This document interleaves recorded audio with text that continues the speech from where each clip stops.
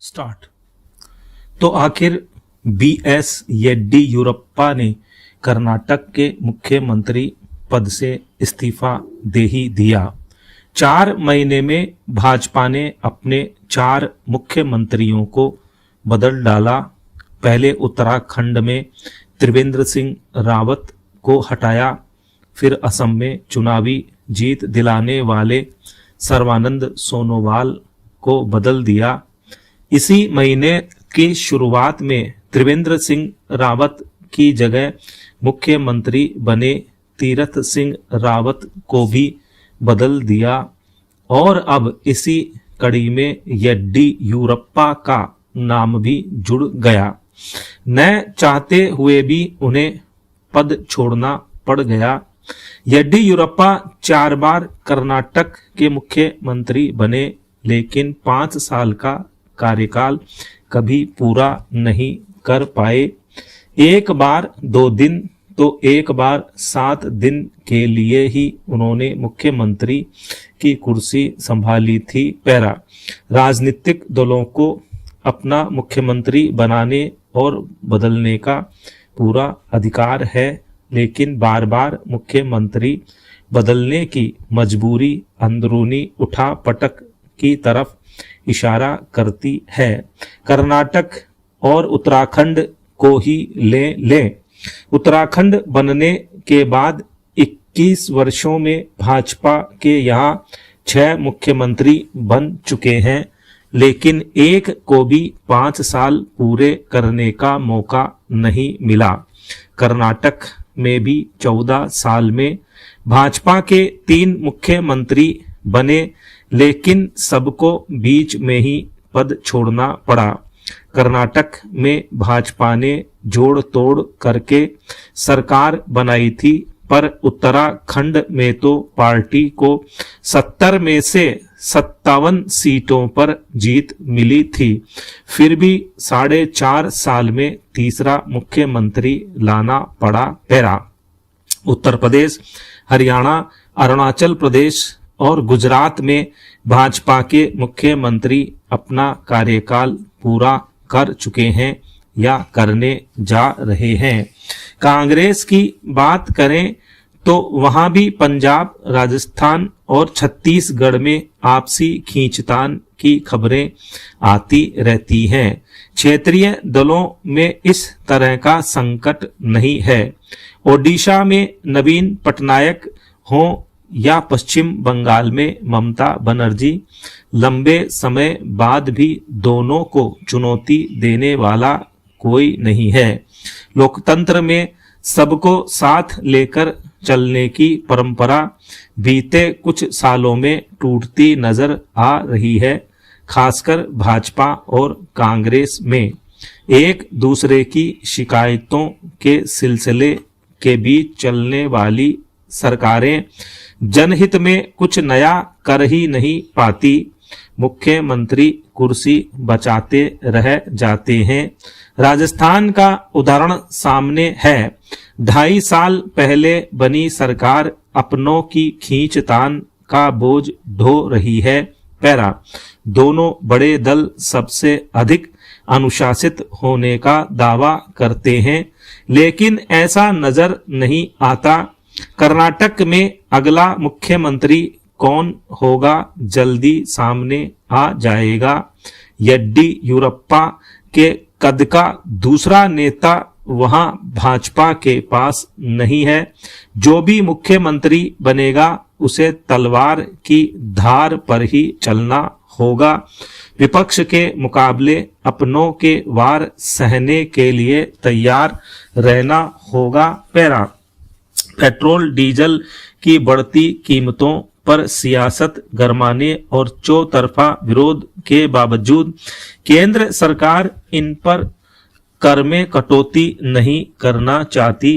एक तरह से सरकार पेट्रोलियम करों की आदी हो गई है। सरकार की इन करों पर निर्भरता बढ़ती जा रही है, क्योंकि इसकी अन्य स्रोतों से राजस्व की गणना बेपटरी हो गई है। हाल ही जारी आंकड़ों में गत वर्ष पेट्रोल व डीजल पर शुल्क से सरकार को प्राप्त राजस्व में 74% की बढ़ोतरी देखी गई, जबकि कच्चे तेल की कीमतें घटी थीं और उपभोग कम हुआ था। दरअसल आर्थिक मंदी के बावजूद पेट्रोलियम पदार्थों पर उच्च दरों के चलते वित्तीय वर्ष 2019-20 के मुकाबले सरकार का वित्तीय वर्ष 2020-21 में कुल कर संग्रह अधिक रहा। सकल कर राजस्व में अप्रत्यक्ष कर राजस्व अधिक हो तो आम तौर पर यह प्रतिगामी व गरीबों को चोट पहुंचाने वाला माना जाता है। चिंताजनक यह है कि वित्त वर्ष 2020-21 में औद्योगिक कर राजस्व व्यक्तिगत आयकर संग्रह से कम रहा, यानी आम लोगों पर प्रत्यक्ष अप्रत्यक्ष करों का बोझ उद्योगों से अधिक था। 2019 में दूसरी बार जनादेश मिलने के बाद मोदी सरकार ने कॉरपोरेट करों में कटौती की। जाहिर है इससे निजी क्षेत्र में निवेश को प्रोत्साहन मिलने की उम्मीद थी, पर सकल स्थायी पूंजी निर्माण GFCF के रुझान देखें तो ऐसा नहीं हो सका। पैरा पेट्रोलियम करों पर सरकार की अत्यधिक निर्भरता स्वस्थ परंपरा नहीं है। ईंधन की उच्च कीमतों से महंगाई बढ़ने का दबाव रहता है और इससे आर्थिक गतिविधियां मंद पड़ सकती हैं। सरकार के समक्ष विकल्प क्या है? वित्तीय हालत देखें तो निकट भविष्य में पेट्रोलियम करों में कटौती का कदम संदिग्ध है। उम्मीद ही की जा सकती है कि अंतर्राष्ट्रीय बाजार में कच्चे तेल की कीमतों में गिरावट आएगी और उसके अनुरूप ईंधन की खुदरा कीमतों में भी गिरावट आएगी, लेकिन यह हो जाएगा ऐसा मानकर बैठ जाना भी बहुत मुश्किल है। सरकार सर्वाधिक संपन्न 1% आबादी की व्यक्तिगत आयकर की दरें बढ़ाने पर विचार कर सकती है या कॉरपोरेट कर की दरें पुनः बढ़ाई जा सकती हैं। पैरा बहुत से लोगों ने पहला विकल्प सुझाया है, पर सरकार की चिंता है कि इससे संपन्न वर्ग विदेशों की ओर अधिक आकर्षित होगा। सिद्धांततः सरकार कॉरपोरेट कर बढ़ा सकती है, पर इसकी संभावना न के बराबर है।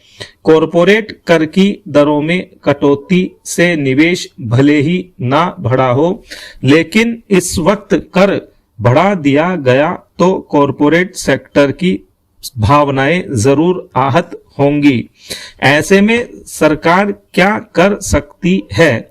निकट भविष्य में तो कुछ नहीं कर, पर दीर्घ काल में सरकार 2 कारणों पर विचार कर सकती है जिनसे बेहतर कर राजस्व और कर व सकल घरेलू उत्पाद GDP के बेहतर अनुपात को हासिल करने में अड़चन आती है।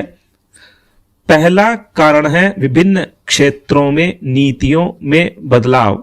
कमजोर इंफ्रास्ट्रक्चर और प्रदेश, जिला एवं स्थानीय स्तर पर विभिन्न समस्याएं व अनुपालन आवश्यकताएं, जिनके चलते निवेश कम रहा है। कुछ समस्याएं केंद्र सरकार सुलझा सकती है, जबकि कुछ के लिए राज्यों के सहयोग की जरूरत है। दूसरा कारण है कर संग्रह में सुधार। हाल ही सामने आया कि उत्तर प्रदेश में एक ही शहर में कई थड़ी ठेले वाले और छोटे व्यापारी करोड़ों की संपत्ति के मालिक हैं और वे कोई कर नहीं देते। समृद्ध उद्यमियों व फर्मों द्वारा कर अपवंचना ऐसी समस्या है जिस पर सिर्फ बात होती है। किसी सरकार ने इस संबंध में कोई ठोस पहल नहीं की। कर बढ़ाने के बजाय बेहतर होगा कि करों को कम कर उनका सरलीकरण किया जाए। डेटा का उपयोग इस तरह किया जाए कि कर अनुपालना हो और कर अपवंचना पर रोक लगाई जा सके। अंततः सरकार को मानना ही होगा कि कर राजस्व अर्थव्यवस्था की स्थिति पर निर्भर करते हैं। यदि अर्थव्यवस्था में वृद्धि नहीं होगी तो कर राजस्व में यह कैसे संभव है।